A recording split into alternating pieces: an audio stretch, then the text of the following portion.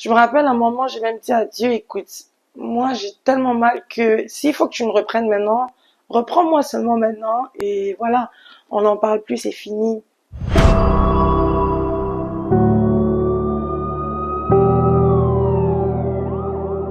Salut à toi qui me suis aujourd'hui, salut les guerriers pour ceux qui me connaissent. Pour ceux qui ne me connaissent pas, mon nom est Shalom, Shalom Elka en tant qu'artiste et servante dévouée de l'Éternel comme j'aime si bien le dire.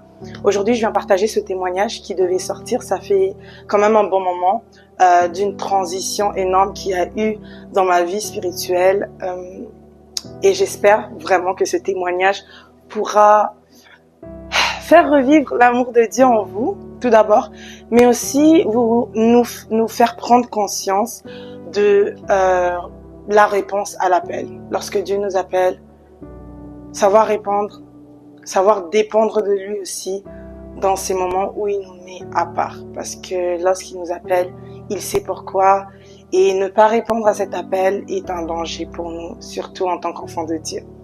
Alors voici mon témoignage.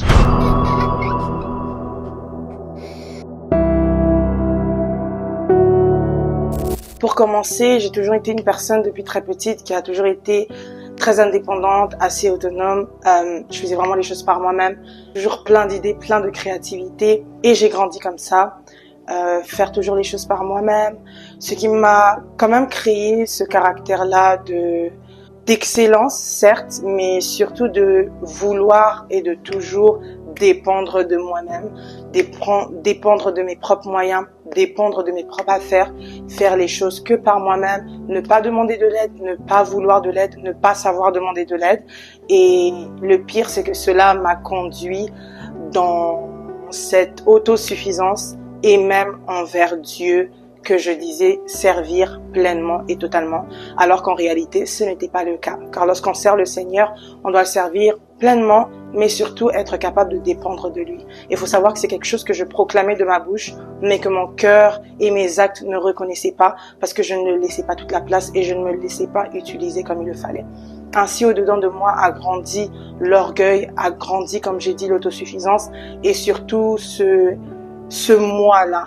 Le moi a pris les devants, le moi a pris le dessus et ça a été quelque chose qui m'a quand même conduit comme ça pendant un long moment. Sauf que entre-temps, depuis très jeune, l'Éternel me parlait par rapport à la mission, par rapport à ce qui m'a appelé à faire sur terre. Et avec ça, ça demandait beaucoup d'humilité, chose que je n'avais pas, parce que avec ce comportement-là, de toujours dépendre de moi-même, de me renfermer en moi-même, j'ai fait grandir beaucoup d'orgueil à l'intérieur de moi, beaucoup d'autosuffisance, j'étais vraiment le genre de Seigneur, t'inquiète, c'est moi qui gère, je suis au contrôle, voici ce à quoi tu peux toucher, voici ce à quoi tu ne peux pas toucher dans ma vie. J'ai eu un cœur aussi avec ça, qui était cicatrisé et non guéri au lieu de laisser la douleur prendre la place réellement dans mon cœur pour pouvoir guérir comme il faut. Je me contentais du sentiment de barricader mon cœur, du sentiment de fermer mon cœur et ce sentiment-là me mettait dans un état où après avoir barricadé mon cœur, tu vois, ça va bien. Et pour moi, c'était ça ma guérison, sauf que l'Éternel m'a contredit et d'une très bonne manière. Je pense pas que vous voulez vivre cette manière-là de guérison, mais l'Éternel est allé à la dure avec moi et je crois que s'il n'était pas allé à la dure avec moi, je n'aurais jamais pu vivre cette expérience, mais surtout, je n'aurais jamais pu découvrir son amour de cette manière-là et savoir c'est quoi réellement l'amour de Dieu et c'est quoi réellement être appelé au service. Donc pour le grand témoignage auquel on s'attend, c'est le témoignage de la longue année de maladie que j'ai eue en 2023 jusqu'en 2024 d'ailleurs, jusqu'au début de cette année. Voilà, pour ceux qui me suivent déjà, vous savez que je suis une personne, je poste beaucoup, que ce soit la parole, que ce soit le chant. Et depuis été 2022, c'était quelque chose qui était devenu très très fréquent parce que je m'étais vraiment mis à fond. J'étais entrée dans un programme de musique. Je commençais vraiment à réaliser les podcasts, les vidéos de façon très constante parce que pour moi c'était vraiment clair ce ministère-là de la parole, mais aussi de louange et d'adoration. Donc il fallait que je me mette pleinement à ça, mais pas avec le cœur que j'avais malheureusement. Donc en 2023, je reçois au début de l'année un message de la part du Seigneur à travers une vision claire de la gloire. Qu'on allait aller de gloire en gloire, c'est ce que Dieu me disait. On allait monter et les choses allaient exploser. Et pour moi, je me disais, waouh, c'est magnifique. Pour moi, la gloire, c'était vraiment la grandeur, tu vois, dans ma musique qui va très loin, dans la parole que je partage, qui traverse les océans et tout. Pour moi, c'était d'abord ça, la gloire. Je ne voyais pas l'autre partie de la gloire qui est définie aussi par le brisement, qui est définie aussi par l'apprentissage, qui est définie aussi par l'école du Seigneur et l'école du Saint-Esprit. Donc j'avais reçu cette vision, ainsi je m'y préparais. Donc je me préparais à faire, disons, beaucoup de concerts, à faire beaucoup de vidéos, à faire beaucoup de chants, à beaucoup écrire, à beaucoup aller au studio, à beaucoup travailler. Et je n'avais pas vu réellement ce que Dieu voulait me dire par de gloire en gloire et par ce message-là qui me faisait passer à ce moment-là. Mars 2023, j'ai un showcase dans le programme de musique dans lequel j'étais. Tout se passe très bien, la gloire de Dieu est descendue et c'est là que ça confirmait pour moi que vraiment, lorsque Dieu parlait de gloire, c'était vraiment l'utilisation de mon corps, de mon cœur, de mon esprit et de mon âme par le Saint-Esprit de façon complète pour aller chercher le cœur des gens, pour aller évangéliser simplement par la louange et l'adoration. Parce que à ce showcase-là, ce qui s'est passé, c'était juste extraordinaire. Il y a des vies qui étaient guéries, des cœurs brisés qui étaient guéris. Il y a eu la manifestation du Saint-Esprit et pour moi, la gloire commençait là. Alors que la gloire allait suivre après. Juste après ce showcase, en étant rentrée chez moi, je tombe énormément malade. Alors ça commence par de la toux et un rhume énorme, de la toux avec beaucoup de mucus. C'était vraiment une toux très intense. Et il faut savoir que lorsque moi je serre comme ça, je me vide complètement. Donc le lendemain, j'ai soit une fatigue énorme qui se ressent, soit une petite maladie qui disparaît juste après. Sauf que là, ça fait 1 semaine, 2 semaines, 3 semaines, une toux qui ne s'arrêtait pas, qui continuait et qui me rendait de plus en plus maigre et de plus en plus faible. Alors à partir de ce moment-là, je me suis dit que voilà, c'était plus normal, ça c'était plus la fatigue du choqué, c'est que c'était certainement autre chose. Donc je me suis dirigée dans les hôpitaux pour pouvoir savoir ce que j'avais. En fait, il faut savoir qu'à ce moment-là, il y avait une grosse grippe qui se promenait aussi dans la ville. Donc je me disais peut-être que c'était ça aussi que j'avais attrapé. Et j'allais dans les cliniques, je suis allée dans une clinique, 2 cliniques, 3 cliniques, 4 cliniques, 5 cliniques. On ne trouvait pas ce que j'avais. J'ai fait plein de tests. On m'a envoyé dans les cliniques les plus éloignées de la ville. On m'a envoyé dans des cliniques vraiment éloignées aussi, des cliniques qui se trouvaient dans les prairies, à côté des champs, juste pour savoir ce que j'avais exactement parce que on ne trouvait pas. Le premier médecin que j'ai vu, c'était mon médecin de famille qui m'a justement orienté vers ces différentes cliniques-là et on ne savait pas ce que j'avais. On m'a dit que j'avais la grippe, on m'a donné plusieurs médicaments pour la grippe, on m'a donné plusieurs traitements pour essayer d'aider avec cette toux-là persistante. On m'a aussi par la suite diagnostiqué de l'asthme parce que après ces quelques semaines-là qui passaient avec cette toux continue, ma voix partait complètement. Et c'est là que je me suis vraiment effondrée parce que comme je vous ai dit, moi la musique c'est toute ma vie, je peux dire ça comme ça.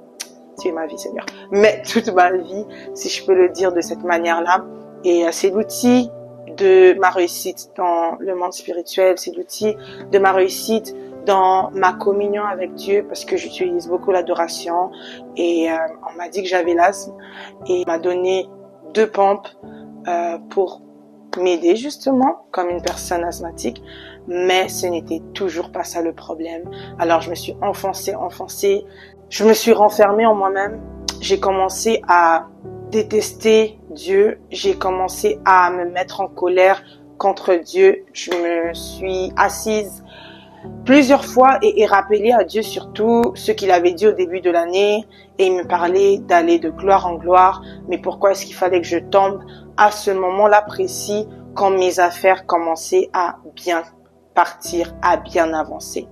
J'ai beaucoup passé des moments à pleurer aussi, à m'enfoncer énormément et ces moments de pleurs là, c'était 3 mois consécutifs où je ne comprenais pas ce qui m'arrivait, où je ne comprenais pas d'où venait cette toux, qu'est-ce que c'était. Je commençais à avoir mal aux poumons, je commençais à avoir des respirations très étranges. Je vais vous mettre le son pour que vous puissiez écouter ces respirations-là. Des respirations très étranges, d'où on m'a diagnostiqué de l'asthme aussi à cause de ces respirations-là que j'avais, bien que ce n'était pas ça. Je me suis vraiment renfermée sur moi-même comme j'avais l'habitude de faire au lieu de prêter recours à Dieu, ce qu'il voulait que je fasse réellement. Alors, 3 mois passés, j'allais chercher des médicaments par moi-même aussi dans les pharmacies qui pouvaient aider avec la grippe. Et là, je voyais que ça dégageait un peu ma voix et je me disais, ah super, ça veut dire que ça s'améliore. Pas du tout, ça a duré qu'une seule heure et la voix disparaissait encore. Donc, je ne parlais plus. Je parlais avec une voix vraiment incompréhensible parce que j'avais vraiment plus de voix. Et entre-temps, je travaillais quand même. Et autour de moi au travail, il fallait que ça soit à ce moment-là qu'une de mes collègues me dise « Ah, tu sais, moi, ma mère, elle avait eu quelque chose de similaire et elle n'a plus jamais retrouvé sa voix. » Et là, je me suis dit « Pardon. » Là, j'avais peur. Je me rappelle ce jour-là, je suis rentrée, j'ai encore plus pleuré. J'ai dit « Mais pourquoi, Seigneur, je n'arrive pas à trouver ce qui se passe ?» Alors, faut savoir que je faisais aussi beaucoup de fièvre et je me suis beaucoup remise en question. Et je me suis dit, pourquoi ne fais-tu pas recours à Dieu? Pourquoi n'appelles-tu pas ton Seigneur, sachant que c'est lui que tu dois appeler dans la détresse? Tu n'as plus de voix, tu as perdu tout ce que tu avais, tu ne peux même plus travailler correctement. J'avais beaucoup de congés maladie, tu ne peux plus te déplacer correctement, tu ne peux plus passer 1 minute en parlant sans tousser. Ton état s'aggrave, mais tu en arrives quand même à te dire que tu vas t'en sortir tout seul, que tu vas t'en sortir par tes propres moyens et par les moyens des hommes autour de toi.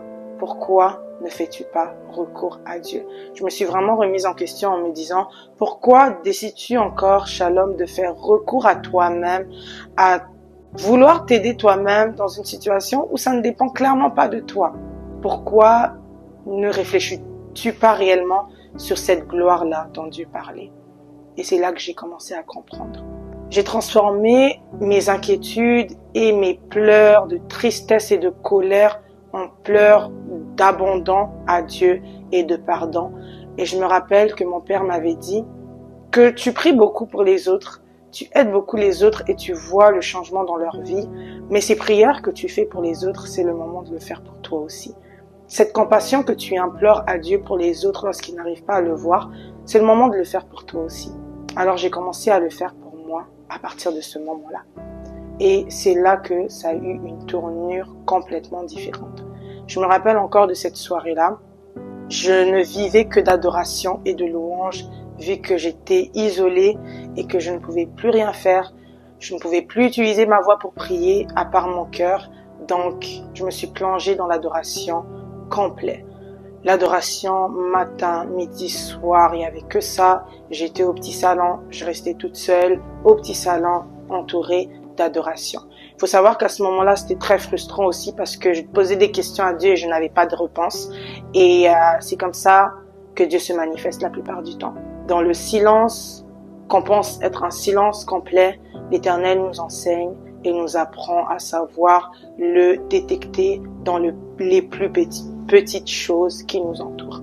Je me rappelle de cette soirée, comme je disais, j'étais en bas au petit salon à la maison et à ce moment-là, j'ai commencé à faire une fièvre plus énorme que ce que j'avais auparavant. Je crois que j'avais fait 38 à 39 de fièvre. Et c'est là que ma mère m'a dit, trop c'est trop, ça dure trop, t'as des fièvres trop longues et il faut maintenant aller aux urgences.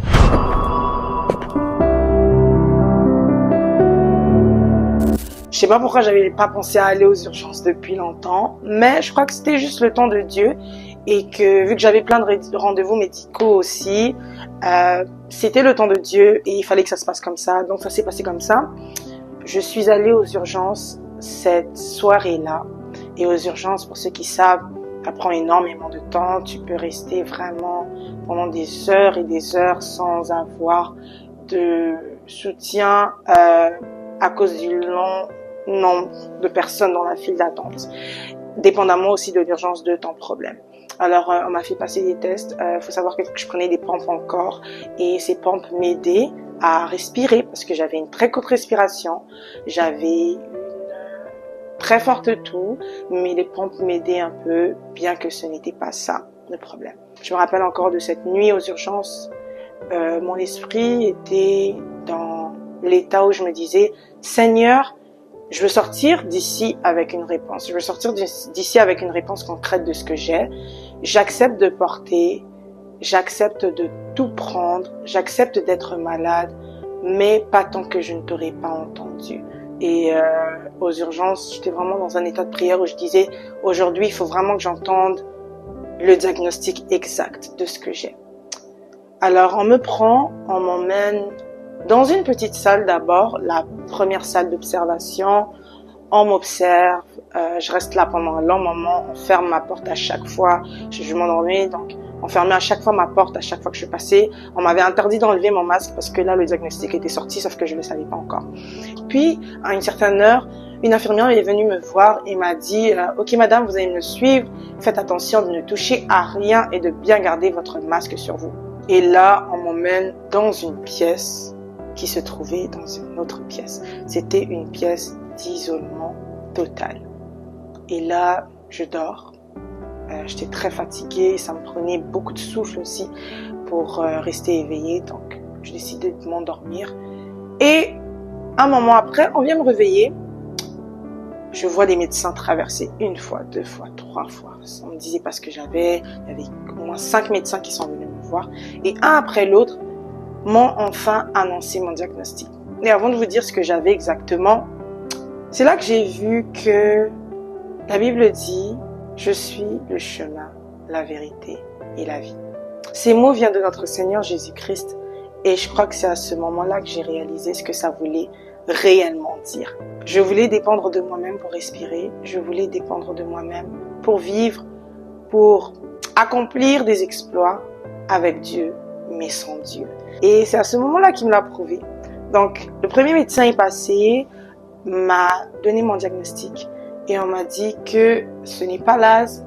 Ils étaient très fâchés, ils me disaient « Comment ça, vous avez passé tant de cliniques ?» Ils regardaient mon dossier, mais on vous a pas dit ce que vous avez. Les cliniques, c'est vraiment des incompétents. À chaque fois que vous avez un problème, venez aux urgences, s'il vous plaît. Comme ça, on sait ce que vous avez, parce que là, vous avez souffert, vous avez eu certainement mal. Moi, j'étais en mode « D'accord, mais qu'est-ce que j'ai ?»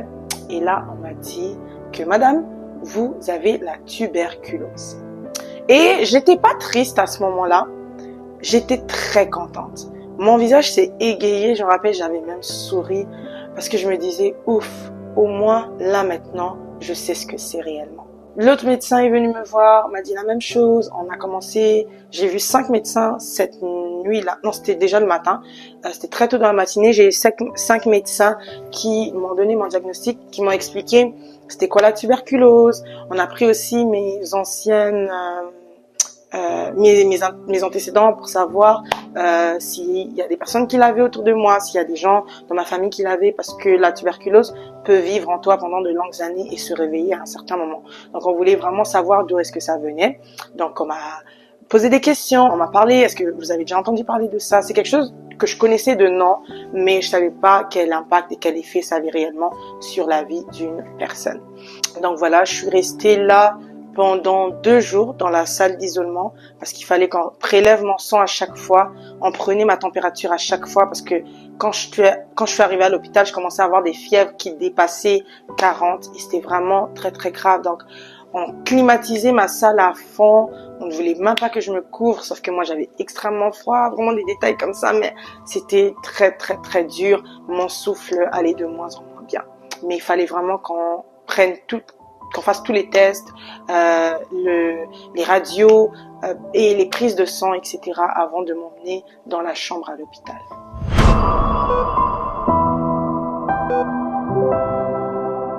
Le changement commence à partir de cette chambre d'hôpital. On m'emmène dans cette chambre, les chambres d'isolement pour les personnes qui savent un peu à quoi ça ressemble. Et là, j'avais extrêmement mal.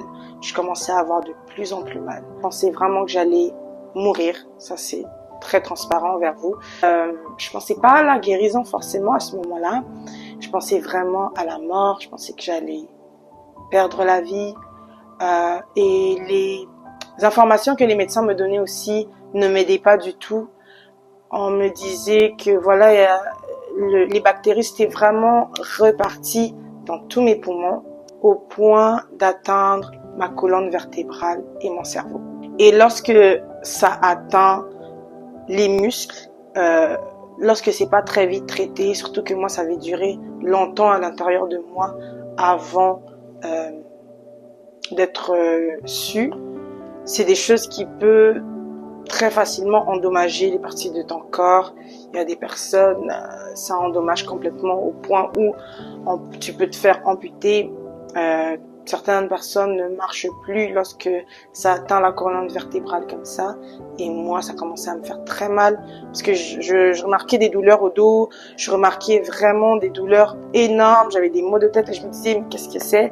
Et on vient m'annoncer après aussi que la bactérie a atteint mon cerveau et que c'était une tâche quand même comme ça sur mon cerveau et que peut-être fallait faire l'opération pour pouvoir enlever cela et m'en débarrasser complètement.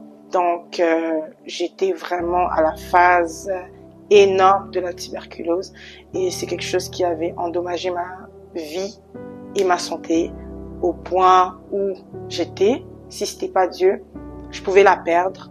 Surtout que je précise que c'était en moi pendant très longtemps avec toutes ces visites dans les cliniques sans qu'on sache réellement ce que c'était. Mais c'est là que Dieu a commencé à faire son travail.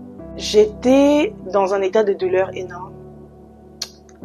Et pour prier, c'était compliqué. Tout ce que je faisais, c'était pleurer.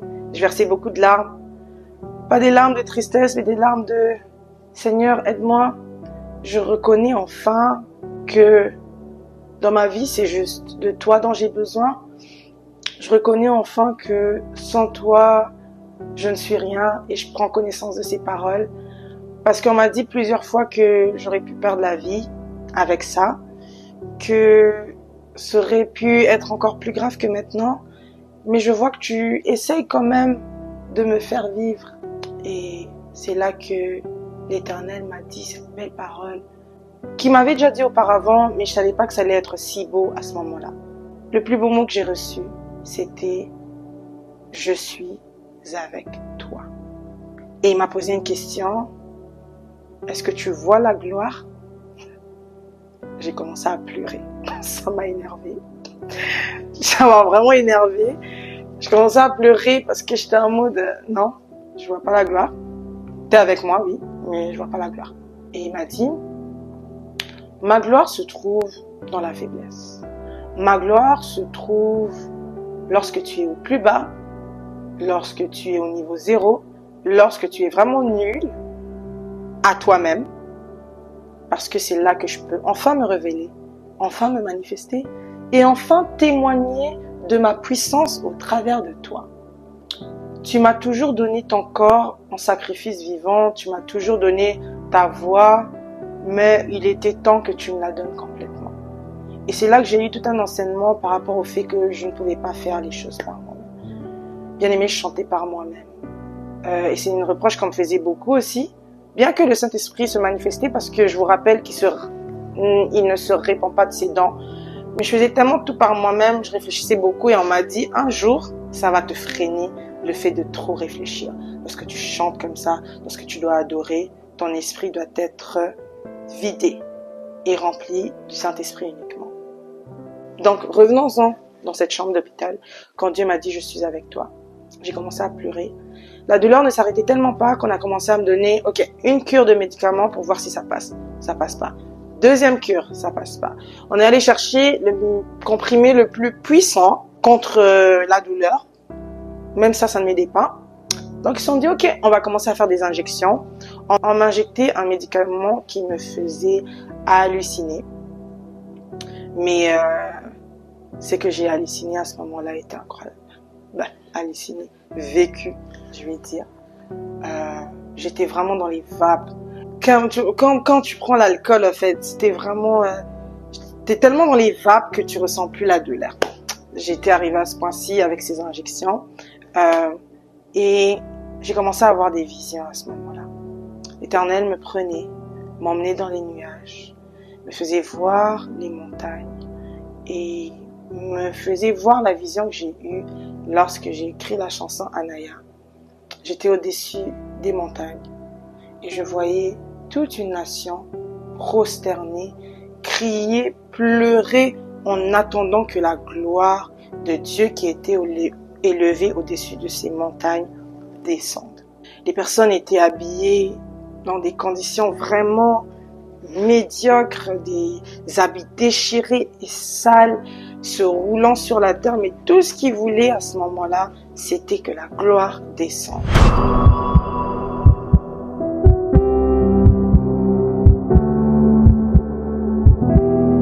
Et ce qu'il y avait encore de plus beau, c'est que je pouvais expérimenter la protection de Dieu à travers la visitation des anges dans cette chambre-là. L'Éternel utilisait ce moment vraiment pour m'emmener très loin. Il m'a emmené dans les nuages, il m'a fait participer à cette adoration collective avec les anges. Et je me rappelle qu'il chantait cette chanson.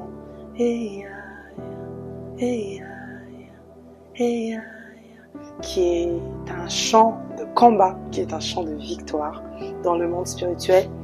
Et juste après cette nuit-là, lorsque je me suis réveillée, alors que j'ai vécu tout ça, ma voix a commencé à se rétablir peu à peu. Et ça, c'était une victoire pour moi. Sauf que la bataille n'était pas finie, parce que je me rappelle de cette phrase, et je vous ai dit, j'avais dit cette phrase à Dieu, j'accepte de souffrir encore plus. Et si ça doit faire mal, que ça fasse encore plus mal, mais je l'accepte tant que tu es près de moi et que je peux sentir que tu es près de moi surtout. Alors j'ai commencé à souffrir davantage, j'avais encore plus mal au dos qu'avant, j'avais encore plus mal au niveau de la poitrine, bien que j'avais commencé la cure, mais c'était encore de plus en plus douloureux, je n'arrivais plus à manger, je ne pouvais plus rien sentir, la moindre chose que je sentais, ça me faisait vomir dans tous les parfums, tous les trucs à fort odorat, je prenais des crèmes je prenais des crèmes sans odeur, donc tout ce qui, la moindre odeur pouvait me faire vomir et la nourriture ne passait plus, donc on devait me donner parfois des vitamines et tout ça, mais je m'efforçais, parce que je savais maintenant où est-ce que je m'en allais. Alors, ma voix commençait à revenir peu à peu, et moi aussi j'aime pas écouter. Quand ma voix commençait à revenir peu à peu, au lieu de la reposer, j'ai commencé à la réutiliser pour chanter pour Dieu. Because I was so happy. Et j'ai beaucoup écrit dans ce lit d'hôpital. J'ai écrit beaucoup de chansons qui verront les jours par la grâce de Dieu aussi. Mais voilà, c'était de plus en plus dur, de plus en plus douloureux. Mais au moins j'avais une certitude, c'est que Dieu était là, que je pouvais le voir, que je pouvais entendre qu'il était là, surtout. Je pouvais entendre sa voix et je pouvais apprendre à ce moment-là. Ce moment est passé, la souffrance, la douleur commençait à s'atténuer un peu. Avec les médicaments que je prenais aussi, les traitements commençaient à faire effet et à aider. J'avais commencé le traitement pour la tuberculose. C'était de nombreux médicaments et ça devait être constamment pris sous surveillance aussi, ce qui était très dur. Mais au moins, mon état commençait à se stabiliser un peu, bien que c'était toujours actif. Donc là, on en vient à la fin du moment passé à l'hôpital. Après ce long moment à l'hôpital, j'étais pas totalement libre, pas guérie parce que la bactérie était quand même active, mais c'était le moment de sortir et de pouvoir maintenant commencer la procédure pour tout le traitement qui allait prendre un long moment, de nombreux mois, mais surtout un moment d'isolement complet. Ça, c'était très dur. Comme je vous ai expliqué plus tôt, moi je travaille, moi je dois bouger, moi je dois faire des choses, je dois être en activité, je dois être en action tout le temps. Mais pour que Dieu puisse avoir mon attention, il fallait cette situation-là qui me l'impose, vu que je voulais pas écouter. Quand il m'a appelé de base, je voulais pas écouter, je voulais rien savoir. Donc il fallait cette maladie-là pour m'isoler complètement et me faire comprendre, ok, maintenant écoute-moi. Donc, j'ai quitté l'hôpital, je suis rentrée à la maison. J'ai commencé les cures, c'était 12 médicaments au début parce que moi je prenais des médicaments avec, en plus des médicaments pour la douleur. Donc c'était 12 comprimés au début, puis 8, puis 6, puis 4 à la fin de mon traitement. C'était des prises de médicaments surveillées. C'est-à-dire que j'avais un infirmier qui venait, ou une infirmière, ça dépendait des jours, chaque fois à la maison pour me voir prendre mes médicaments. C'est vraiment très bien suivi pour s'assurer que je les prends. Alors ce temps d'isolement était très important et très spécifique aussi dans la période, dans la saison, pour me permettre de faire sortir toutes les blessures qui étaient en moi, tous les traumas, y faire face et pouvoir laisser Dieu maintenant mettre la main sur ce que j'avais comme blessure, sur ce que j'avais comme trauma aussi à l'intérieur de moi. Donc c'était un long moment d'isolement. D'abord tout premièrement, j'ai commencé à ne pas sortir, j'étais interdit de sortir, de rencontrer qui que ce soit, d'avoir des contacts avec qui que ce soit, même les personnes de ma famille. J'étais vraiment, on m'a laissé tout un espace à la maison, rien que pour moi, vraiment des protocoles à suivre et à respecter. Ça m'a fait passer dans une grosse période d'abord d'anxiété premièrement parce que j'avais extrêmement peur de ce qui allait arriver, est-ce que j'allais pouvoir m'en sortir? Oui Seigneur, je te fais confiance, mais c'est quand la fin? Combien de temps ça va prendre? Surtout que mon cas était grave, qu'est-ce qui va se passer, etc. J'étais vraiment sûre de rien, donc j'avais énormément peur. Mais aussi une grosse période de dépression où j'ai perdu tout contrôle, où j'étais vidée d'émotions, où je ne savais plus quoi ressentir, que faire, qui est-ce que j'étais réellement. Je ne pouvais plus définir qui j'étais réellement. Et c'est là que Dieu commence à agir. Donc, j'ai laissé Dieu toucher à toutes les plaies à l'intérieur de moi. J'ai laissé la place à une guérison au lieu de laisser la place à des cicatrices. C'était vraiment un brisement, un bon brisement, parce que lorsque Dieu te met dans une situation comme ça où tu ne peux dépendre que de lui, c'est un énorme brisement et tu n'as pas d'autre choix que de recourir à lui parce que de toute façon, il n'y a rien que tu puisses faire qui va t'aider à t'en sortir à ce moment-là. Tes médicaments, tu dois les prendre anyways. Ton traitement, tu dois le suivre.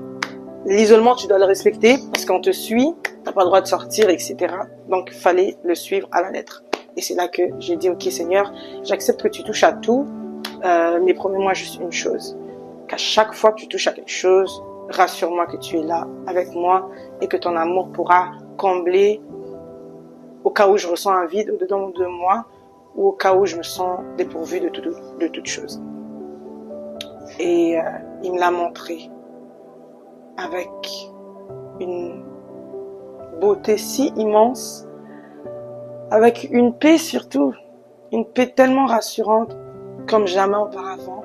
Parce que auparavant, je falsifiais ma guérison, je falsifiais ma paix en me remplissant de moi-même, en me convainquant que j'allais bien. Et lorsque tu te convaincs que tu vas bien, c'est très temporaire. Mais là, c'était vraiment une paix en mode, ok, je souffre, mais il n'y a rien, quoi. Et mes prières se sont transformées en pleurs. Mes prières n'étaient plus des prières de « je suis capable, je vais affronter, j'ai tout sous mon contrôle ». Non, c'était vraiment des prières de supplication. Et c'était des prières où j'étais vraiment à terre. Au pied de Jésus, le faire comprendre ce que je ressentais réellement. Chose que je n'avais jamais fait auparavant. Ouvrir mon cœur à ce point, même à Dieu, jamais auparavant. Mais là, j'étais capable de dire ce que je ressentais, de lui dire comment est-ce que je me sentais. Ça pouvait être des prières où je disais, Seigneur, j'ai mal, j'ai extrêmement mal. Est-ce que tu peux m'aider à avoir moins mal au dos pour que je puisse au moins me coucher? Des prières très simples, mais qui avaient une très grosse signification à ce moment-là. Donc voilà, le temps fut long et j'avais des rendez-vous médicaux chaque mois. Et à chaque fois maintenant, les rendez-vous allaient déterminer si je pouvais recommencer à sortir ou pas. Premier rendez-vous, je vais à l'hôpital. Désolée, la bactérie elle est encore très active parce qu'on prenait des échantillons de mes crachats. Et non, désolée, c'est pas le moment où vous sortirez pas. Là, c'était encore pire, je m'effondrais encore davantage.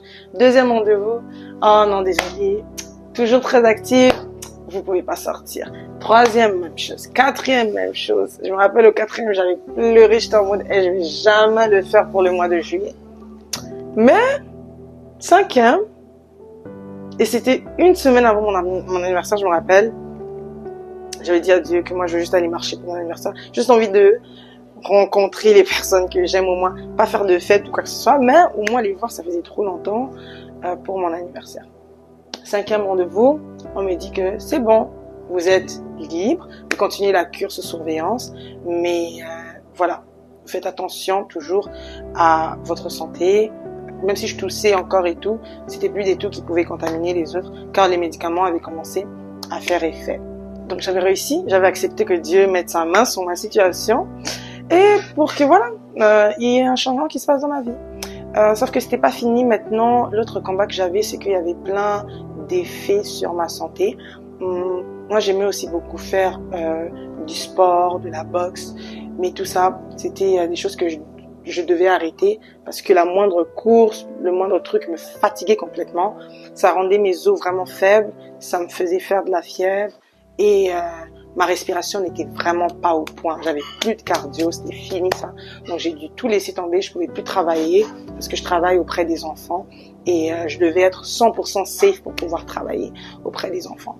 Donc c'était très dur pour moi, je pouvais plus rien faire à part, comme je vous disais, les moments que je passais à parler avec Dieu, l'adoration, mais aussi un très beau cadeau, les amis de destinée et les connexions divines que Dieu m'a données, ainsi que ma merveilleuse famille qui était constamment là pour me rappeler que la maladie ne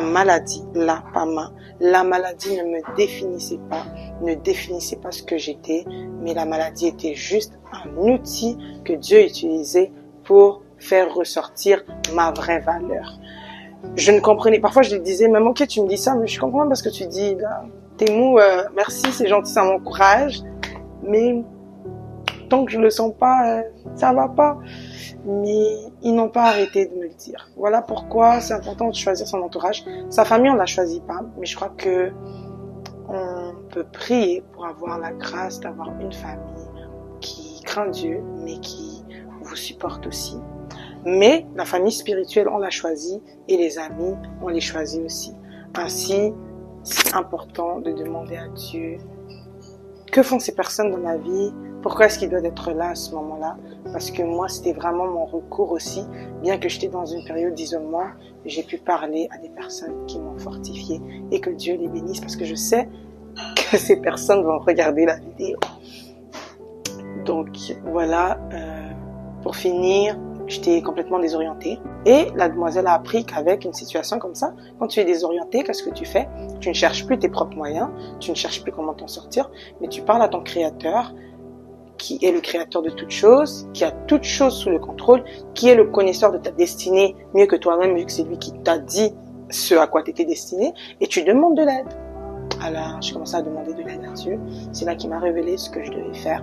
C'est là qu'il a mis en moi ce qui devait se préparer. C'est là qu'il a mis en moi, qui m'a convaincu de faire certaines choses, dans des témoignages pareils, dans des podcasts pareils, accompagné de certaines personnes, dans la musique qui devait continuer. Mais la plus belle chose et surtout la plus importante, savoir faire des pauses. Savoir reconnaître, c'est quand la saison du cache-toi, c'est quand la saison de ok on y va. C'est quand la saison de l'énergie est à zéro, je dois aller me ressourcer avant de ressortir.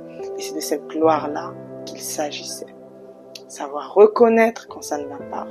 Ne pas cacher des émotions derrière un comportement positif qui va faire passer une belle image alors qu'à l'intérieur de toi, tu es en train de mourir. Ce qui commençait à peser maintenant, c'était quand est-ce que le traitement allait finir, parce que c'était dur de tout le temps ajuster mes programmes face à ces effets secondaires, mais surtout face à cette prise de médicaments-là. Je devais tout le temps être en vidéoconférence pour prendre les médicaments chaque matin, à part les week-ends, parce que j'ai commencé à avancer, je pouvais prendre les week-ends moi-même. Et c'était fatigant, quoi, c'était très dur. Et tant que je prenais les médicaments, ma santé n'allait pas être la même et mes organes non plus. Mes organes allaient toujours réagir différemment. Ça a affecté mon cycle menstruel, ça a affecté mon alimentation, ça a affecté beaucoup de choses, ça a affecté mon sommeil, ça a affecté mon énergie, etc.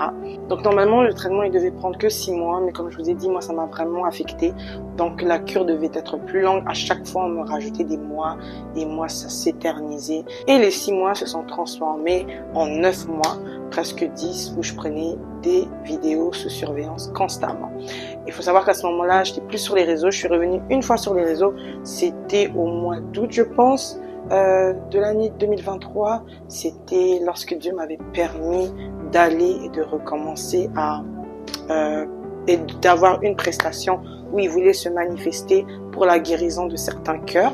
Donc, je suis allée à cette prestation-là, à ce concert. C'était le concert de Hugo Fouet.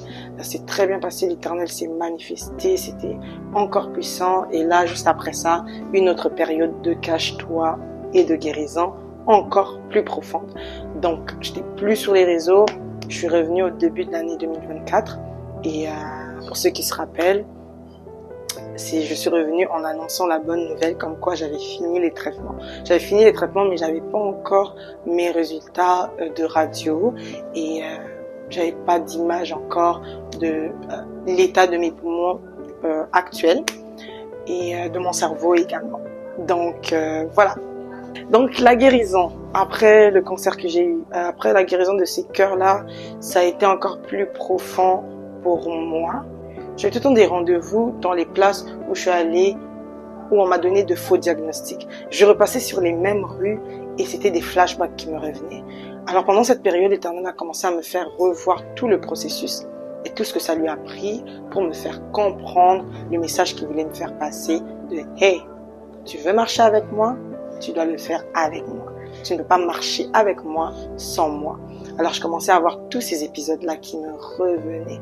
Je revivais la sensation de la douleur, la sensation de perte de souffle pendant toute cette période-là, parce que j'avais dit à Dieu, mes blessures que j'ai à l'intérieur de moi là, tu peux toucher.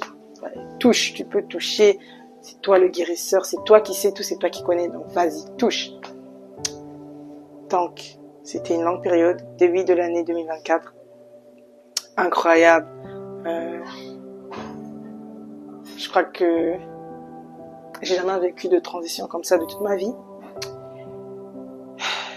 Je commençais à adorer avec un cœur tellement pur, tellement innocent, en fait, comme Dieu veut qu'on le soit réellement, comme des enfants. J'adorais avec un cœur innocent, avec un cœur de petite fille qui parle à son père. Et voilà, j'ai continué la cure, sauf que là, à partir du mois d'août déjà, j'avais repris le travail, donc j'étais apte à retourner au travail. J'ai recommencé à travailler au mois où j'avais une activité, même si les autres je pouvais pas le faire, surtout les activités physiques, c'était très compliqué. Mais j'ai repris le travail, j'ai repris mes activités. C'est là que j'ai commencé le business aussi par la grâce de Dieu. Je me suis ouvert à plusieurs choses aussi, à la parole de différentes manières. J'ai commencé à prendre au sérieux ma vie de méditation, oui, parce que s'il fallait que Dieu agisse, il fallait que je sache réellement à quoi m'attendre et ce que la parole de Dieu dit aussi, parce que je ne pouvais pas parler de moi-même. Donc voilà, au mois de février, j'ai témoigné sur les réseaux sociaux en story que c'était la fin de la prise des médicaments. Mais il a fallu que j'attende jusqu'au mois d'avril pour avoir les résultats de mes poumons. Donc l'hôpital essaie de m'appeler plusieurs fois, mais à chaque fois, quand ils m'appelaient, j'étais au travail, quand je les appelais, c'était tout le temps des longues files d'attente, j'avais plus le temps. Mais j'ai finalement réussi à les avoir et mes poumons sont clean, mon cerveau est clean. Quand on m'a montré ça, j'ai juste revécu toute cette douleur, toute cette souffrance que j'avais. Et je me suis dit que Dieu est bon et qu'il n'abandonne pas et qu'il sait comment il fait les choses. J'ai décidé d'apprendre à la dure parce que Dieu m'a appelé plusieurs fois, mais je me suis entêtée. Mais je crois que c'était la meilleure manière pour moi d'apprendre. Je pense pas que j'aurais appris s'il ne m'avait pas mis dans une situation qui m'obligeait à le connaître réellement. Et c'est là que je vois l'apôtre Paul, et j'aime ce qu'il dit, qu'il se glorifiera ainsi dans ses faiblesses, car il sait que, comme l'Éternel lui avait dit, sa grâce lui suffit.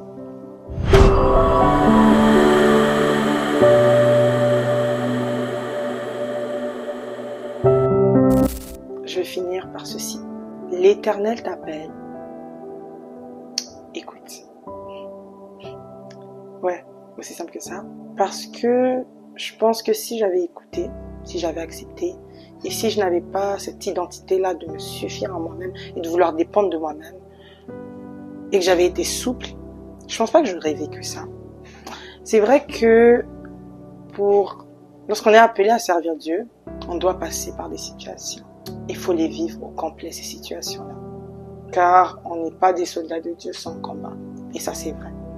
Et je me rappelle que quand je commençais à tomber malade après le mois de mars 2023, là, j'étais en mode, ça c'est sûr, c'est les attaques. Parce que Dieu m'avait dit, la gloire, on va aller de gloire en gloire. Donc si ça marche pas, et si je suis malade là, c'est à cause des attaques. Non.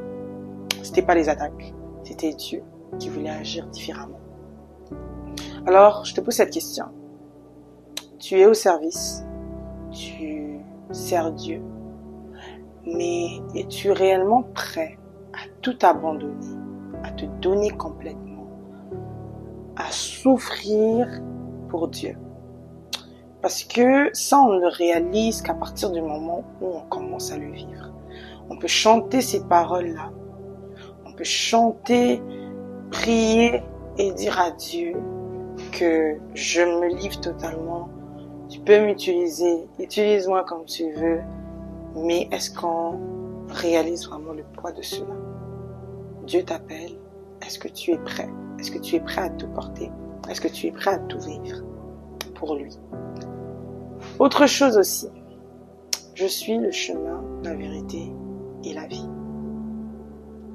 J'ai réalisé que il fallait vraiment qu'il aille toucher ce point-là, qui était le souffle, parce que je ne pouvais plus bien respirer. Il fallait qu'il aille vraiment toucher ce point-là pour que je puisse réaliser que sans lui, je ne suis vraiment rien. Il fallait qu'il puisse vraiment m'arracher cette voix-là pour voir que c'est lui qui me la donne. Et c'est lui qui me donne et le souffle de vie et la voix. Chaque pas dépend de lui.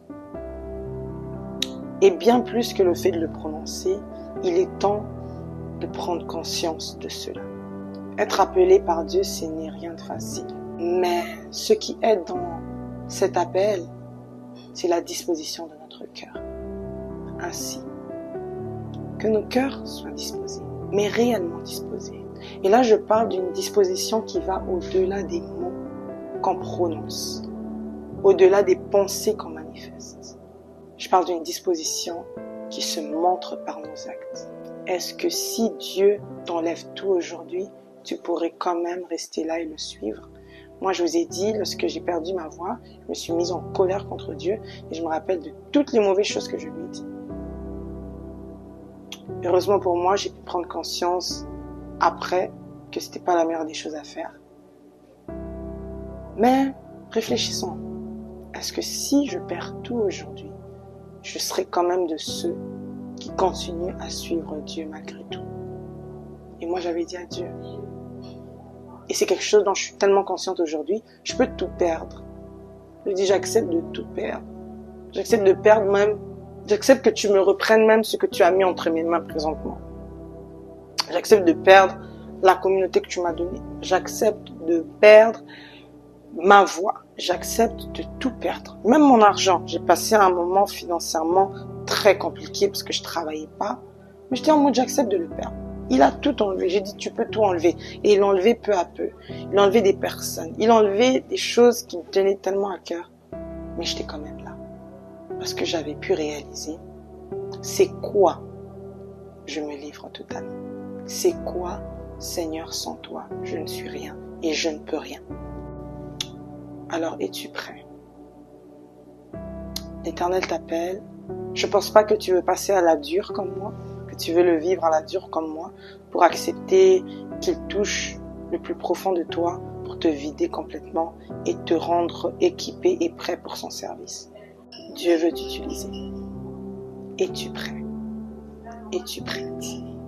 Tu es peut-être déjà au service, mais es-tu prêt? Es-tu prête? Es-tu conscient? Es-tu consciente de ce que ça va te demander comme effort? Et es-tu conscient qu'à chaque pas que tu prendras, il va falloir que, même en souffrant, tu puisses croire cette parole-là. Je suis avec toi. Même quand tu ne le verras pas, il va falloir le savoir et y croire, sans même le voir. D'où la foi. Beaucoup d'entre nous, en tant que chrétiens déjà, nous marchons dans cette vie chrétienne sans vouloir réellement porter la vérité du chrétien. Cette vérité-là, c'est « Je puis tout par celui qui me fortifie. Ainsi, sans celui qui me fortifie, je ne peux rien. » Si on regarde au-dedans de nous, il y a toujours ce moment où, surtout quand tout va bien et surtout quand tout va très bien pour nous, dans notre ministère, dans notre appel, dans nos projets, il y a toujours ce moment-là où on se dit que ça va, hein, j'avance quand même bien et tout, et on met complètement Dieu de côté sans s'en rendre compte. Mais est-ce qu'on est prêt à porter la vérité du chrétien jusqu'au bout? Dans la joie, dans la réussite, dans les moments les plus lents de victoire, dans les périodes les plus élargies de victoire. Parce que la souffrance ne durera pas pour toujours. Au contraire, la victoire même sera plus lente que la souffrance. Les moments de victoire, les moments de réussite seront plus longs et plus agréables que les moments de souffrance. Mais est-ce que même là, on sera capable de porter cette vérité qui est « Je puis tout par celui qui me fortifie ». Dieu t'appelle, mais es-tu réellement prêt? Es-tu